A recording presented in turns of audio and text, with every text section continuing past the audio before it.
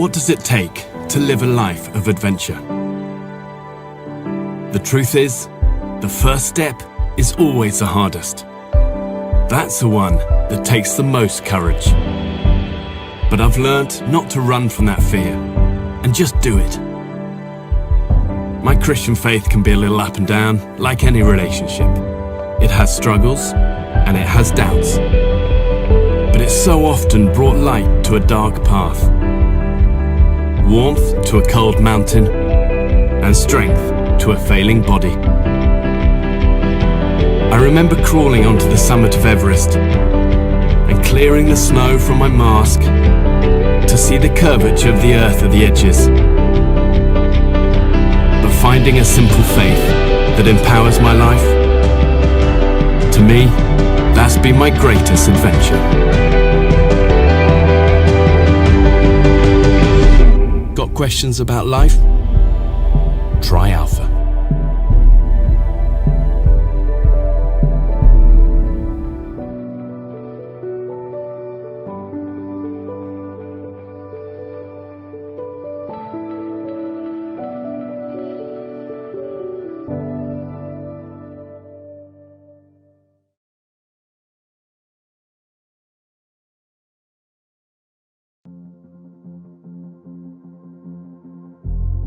Every day we ask so many questions. What should I wear? What's the weather going to be like? How am I going to fit everything in? But then there are those bigger questions, like why am I here? Where am I heading?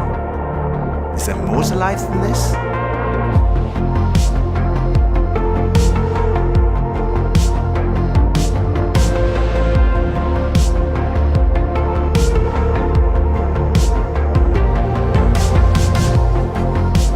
I had arrived at an answer to the most important issue that we humans ever deal with. Is there a God?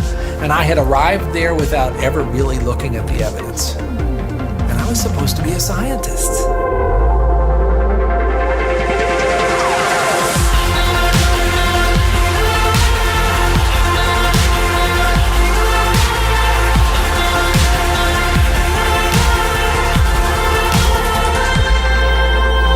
At 28, I had gotten many of the things that I thought I wanted. My girlfriend was on the cover of magazines, I had a Beamer, and I was so unhappy. It was a realization maybe that I would never find happiness where I was looking for it.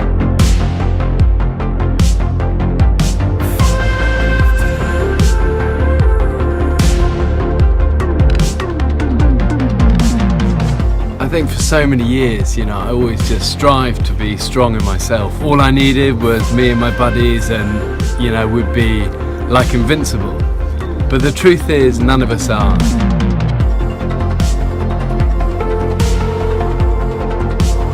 And I found purpose, I found meaning, I found hope.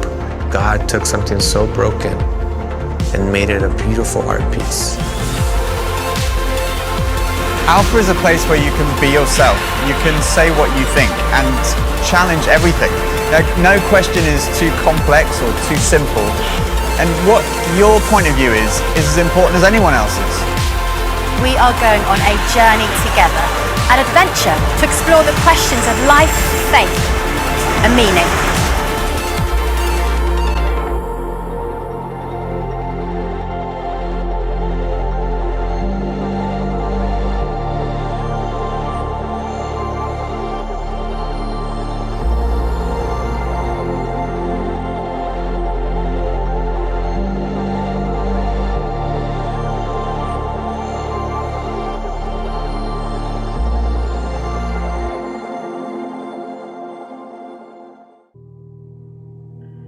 I grew up in Long Beach, California, and I grew up in a pretty conservative, sheltered Christian home, and over time I just kind of started resenting my parents for all the things I felt like I couldn't do, even though I think they were probably trying to protect me.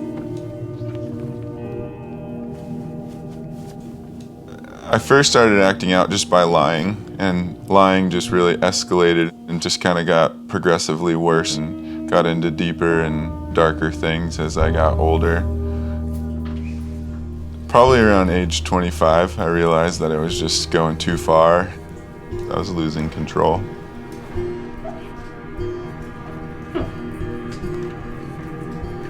I started coming back to the church because there was a girl that started going that I was interested in, so I was following her. I just got to the point where I needed something more. I needed community, and I told God that I would sign up for the next thing that came up, and it was Alpha. I honestly didn't expect much. The hardest part for me was just showing up the first night. There was just something inside of me that was like, don't go, but I knew I had to. Alpha ended up becoming the place where I could just be me, and it was just a place where I could kind of like air out all my questions and all my dirty laundry, and nobody looked at me any differently. It became a community of friends. We have the same group every week, and you just start to bond. And I started realizing that the way that people were treating me and the way that I think God looked at me was just love, no matter what I thought, no matter what I said, no matter what I did. And that just changed me. I was a different person from that moment on. And I knew I had purpose.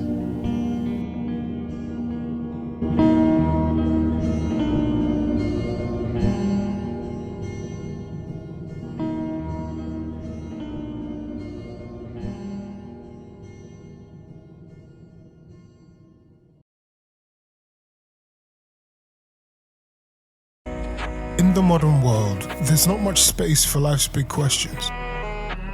Oh my gosh. Is there a map to this? Not much time set aside for, why am I here? I don't think there's more to life than each other. I think we are the point. Is there more to life than this? Some people dream of finding happiness through money.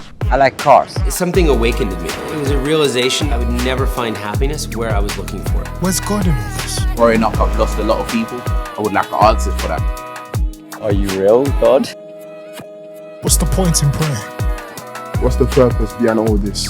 We all have different perspectives on the meaning of life. Does faith do more harm than good? It takes a lot for me to trust someone.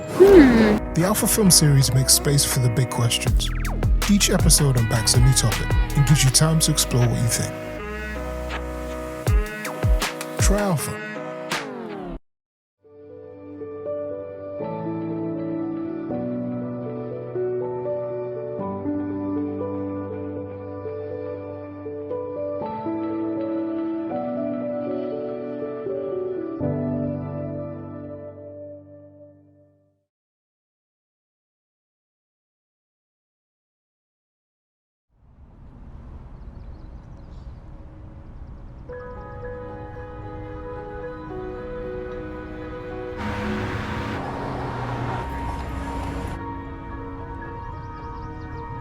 Camera speeds? Sound speeds? Alright. So down. Right. Clear. Now if I think of questions about It's a good question. I ask myself this all the time. Yeah, I don't know. I have no idea. I wish I knew. I don't know. Nobody knows. I wish I knew. Oh, I was waiting for my son to get old enough to ask me this question. yes and no. Always. I do believe some things in the Bible are relevant today. Not all things, because the world changes every day. I think it has some good lessons and some good history and good words to put out into the world. There's some lessons in there for sure. It's written very majestically. Yeah, I think it's bull. I don't really think so anymore. I'm iffy on the Bible because I know that it's been translated so many times. I do think that being good neighbors is definitely relevant in this day and age. Historical track record of who God is and who Jesus is. But I think that finding like the faith within yourself is more important than reading a book that was written 2,000 years ago. A nice guy from the Middle East. Aw, that's a cool dude. He's a real person. I do not believe he was white or blonde or blue-eyed. Like to me, or just my Lord and my Savior. I guess he's a character in the Bible. He gets really mad when people are like, not cool. That's him. That's Jesus. In my mind, he was someone who had strong beliefs, who was trying to do something good. the perfect example of what we should be, what we should strive to be. I think Jesus is somebody that gives people hope. But if what it is to be true, what he did, I mean, he was a great person. The faith that we might have in what a good human being is. You know, he's the way that gets you there, right? Yes.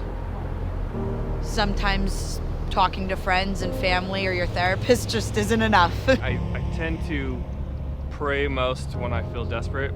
I pray every day. Hardships definitely lead me to pray. It's funny, God, that I only come to you when I do something wrong. Do not pray to a God that does not hear me. Tough times, mostly. It gets frustrating when you pray and nothing does happen. I told you I'm iffy, so if he's out there, I'll try anything. I pray often. Yeah, I don't pray anymore, unfortunately. What was your thought process when creating, like, bugs? First of all, I would have several questions for God. I'd be like, do you have more time?